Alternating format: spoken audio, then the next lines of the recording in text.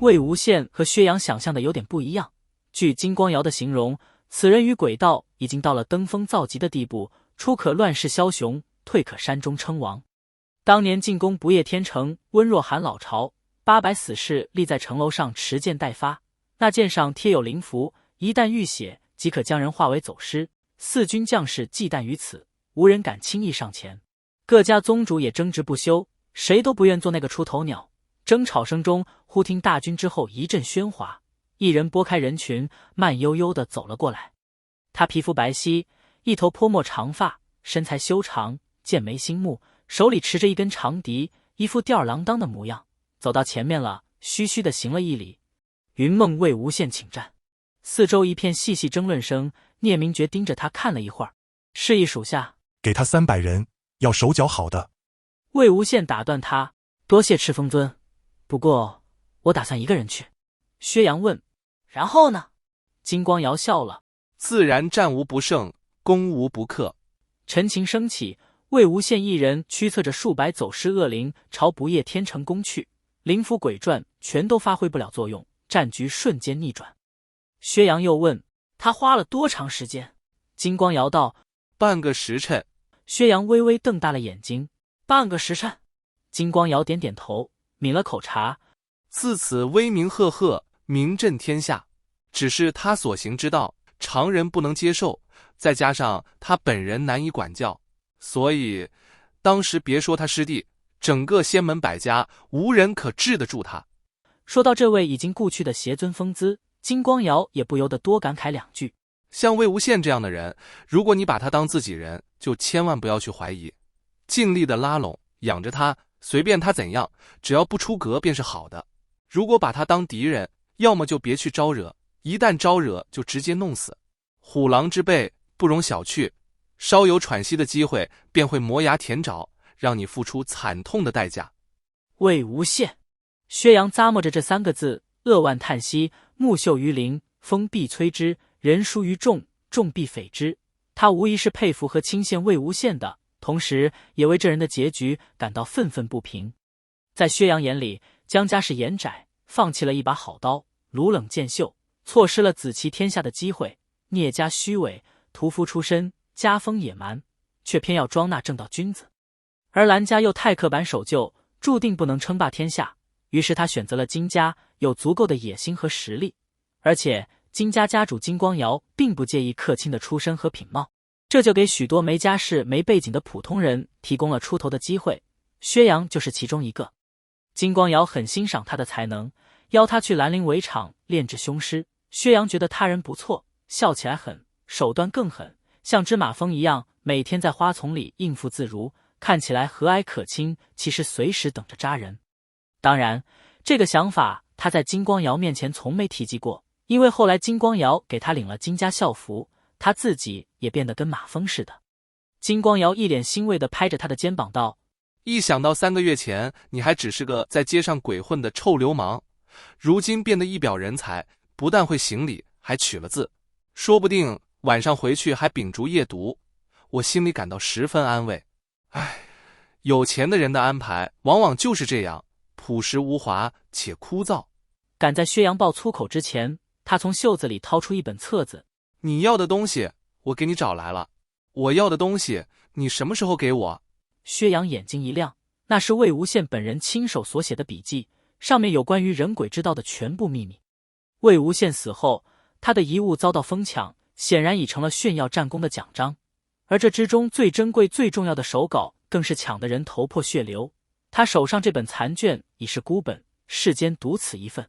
薛洋接过来，手指摩挲着上面的字迹，急什么？有了这玩意儿，你要多少鬼将军都不在话下。金光瑶意味深长地笑道，别说大话，你先看懂再说。金光瑶说的没错，对当时的薛洋来说，最困难的问题不是要防备手稿被他人夺取，而是他不识字。是的，薛洋自5岁开始就在夔州街上鬼混，除了一句学而时习之，就再没背过别的句子。看着手册上密密麻麻的字迹和鬼画符一样的咒术，他感到头疼不已。而魏无羡龙飞凤舞的字迹更是增加了破题的难度，鬼道巅峰和次峰的第一次交锋，都在对方脸上看到了大写的嫌弃，而第二次交锋则是13年后的现在。面前的黑衣男子个子高瘦，面容清秀俊俏，跟一旁的小孩们说话时带着点调皮，一双圆目明亮，看起来满是少年气。只见他坐在小板凳上，大声的反驳：“有那么难吃吗？辣点好，出点汗好得快。”旁边的小屁孩一脸苦涩：“这辣味竟有点诡异的熟悉呢。”薛洋坐在屋子中央，十分怀疑自己现在并不是在鬼气森重的驿城，而是在什么老学究的草堂。他在这里独居了数年，从来没觉得四周这么吵闹过。直到确认黑衣男子在时，四方走失不敢轻易靠近，才肯定自己的判断没有出错。这个人的确是夷陵老祖魏无羡，虽然和记忆中的印象有些许不同，但这微妙的不同并不影响他计划的进行。在他的命令下，宋兰赶走了那群烦人的小孩，两人成功地挟持了魏无羡。他小心翼翼地从怀里掏出锁灵囊，交到魏无羡手中时，感觉到自己的身体在细细的颤抖。近10年的目标就要达成，他的全身都无法克制地兴奋起来。魏无羡摇摇头：“太岁了。”“什么？你再说一遍？”他的声音有些干哑，听起来像只濒死老鸭。魏无羡皱着眉，仿佛在评价一件死物：“魂魄已经太岁了，我恢复不了。”但那薄薄的袋子里装的东西，对薛洋来说，是他这些年苦苦守候、期待、煎熬、活下去的意义。而他最后的希望告诉他，太岁了，恢复不了。薛洋撑着桌子，手掌将桌面拍得巨响：“别废话，你究竟想要什么？灵剑法器，还是谁的项上人头？你告诉我，我马上给你弄来。”魏无羡看着面前这个目眦尽裂、有些疯癫的薛洋，嘴唇微动，却没回答他的提问。薛洋后退一步，自顾自的点头：“哦，对，我忘了，以你的能力，要得到这些，根本不需要绕这么多弯子。”双滑从剑鞘中滑出，白色的锋芒刺着魏无羡的眼睛。面前的薛洋脸色惨白，显然是要失控的模样。他对魏无羡的能力深信不疑，他相信魏无羡不愿帮他，只是因为不肯。面对这种情况，他有太多经验，什么肯不肯的，不肯就送你下地狱。魏无羡在袖子下攥紧了手指：“你就算杀了我，我也没办法。”薛洋冷笑了一声，嘴角扯动，表情看起来倒更像是在哭。“我劝你乖乖听话。”魏无羡笑了：“真奇怪，从小到大别人都让我听话，可我听话了，他们还是不满意。我这不是听了吗？我说我补不了。”薛洋脸上的笑意彻底消失了，眼睛里只剩下浓浓的恨意。“只是帮我补一个魂魄而已，怎么就这么麻烦？哦，你大概还不知道这锁灵囊里装的是谁吧？”“他是……我知道。”魏无羡打断他：“正是因为知道，我才没必要说谎。人怕鬼神，鬼怕恶人。你若还有一点良知，真想让他灵魂得到安息，就该放手。”薛洋咬紧了后槽牙，脸绷得死紧，光从他的鼻梁照过来，在眼下投射出一小片阴影，让他看起来像只随时准备扑咬猎物的野兽。当魏无羡说出那句话的时候，其实他是相信的，这世上没人比他更了解魏无羡的实力，只是本能让他无法承认。仿佛一旦承认了这个事实，就会把这数年来的等待、委屈、不甘、怨恨，还有都给否定了。那种绝望的感觉，就像是有人穿过胸膛，抓住了他的心脏，要把他的五脏六腑给搅碎。“那你们就跟他一起去死吧！”薛洋满眼血丝，杀心已起。宋兰听召走上前来，伸手就要钳魏无羡的脖子。砰！一旁的木门传来巨响，只见温宁突然冲了进来，抬手将注意力全在魏无羡身上的宋兰重重地摔在了墙上，破败的土墙震下一层厚灰，屋子里顿时尘土四扬。薛洋快速默念口诀，催动走尸。宋兰僵硬地从地上爬起来，举剑朝温宁挥去，两具凶尸从屋内打到屋外，可怖的嘶吼声此起彼伏。薛洋瞥了眼窗外，又瞪向魏无羡：“你照他过来的？他究竟是什么时候做到的？刚刚竟完全没有发现。”魏无羡并不答话，借着灰土未散，丢出几道符状后就夺门逃跑。“既然跑了！”薛洋大骂一声，持剑追出。两人又在街道上过了几招，同为鬼道，薛洋练的就是魏无羡摸索出来的运灵路子，轻易就察觉到他金丹有异，突然大笑：“都说你法力通天无所不能，如今看来倒也不过如此。多谢夸奖。魏无羡躲在木门后，只露半颗脑袋。你换一具没灵力没金丹的肉身来试试，要还能说出这话，夷陵老祖的名号送给你做好了。薛洋眉头青筋直跳，趁其不备，双华剑锋一转，直指向魏无羡。危急时，一把泛着蓝光的长剑咻地飞了过来，不偏不倚挡在魏无羡的面前，将双华的剑尖顶开。双华剑锋偏移而过，在魏无羡脸颊上留下了一道细微的割痕。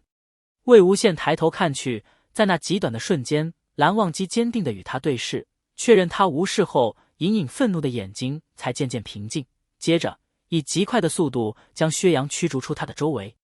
薛洋欺身再欲上前，可蓝忘机已经不动声色地挡在魏无羡前面，将他完全护住。薛洋攻无可攻，后退一步，握紧了双华剑柄。堂堂夷陵老祖竟然要靠蓝家的庇护，真是滑稽！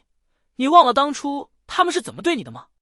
薛洋本想通过提及旧事让蓝忘机分心，不想蓝忘机尚未有反应，魏无羡倒接得又快又狠。没忘，只是你面前这个人当时在养伤，那些小朋友当时还年幼，无论旁人如何待我，与他们又有何辜？薛洋愣了愣，你倒是宽宏大量，不计前嫌。魏无羡忽然道：韩光俊，攻他右侧。薛洋下意识用降灾去挡，结果臂沉轻挑左方，在他手臂上余力一震，双华脱手滑出，旁边的魏无羡足尖一点，将双华勾到了自己的手中。薛洋目眦尽裂，吼道：把剑还我！魏无羡把双华在手上掂了掂，自然是不会再还他。双华离手后，像是身体里的某种防线被彻底击溃，薛洋的步伐开始乱了起来。刚才短短的几秒时间，他无从知晓魏无羡是如何将正确进攻的信息传递给蓝忘机的，两人配合的天衣无缝，一个执勤舞剑，一个在旁边捣乱，薛洋逐渐难以招架。